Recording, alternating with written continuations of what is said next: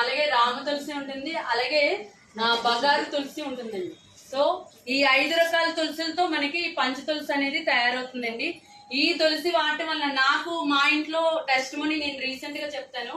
ఒక 1 month back మా బాబుకి తను 8th స్టాండర్డ్ చదువుతాడు, బాడీ మీద ర్యాషెస్ వస్తాయండి.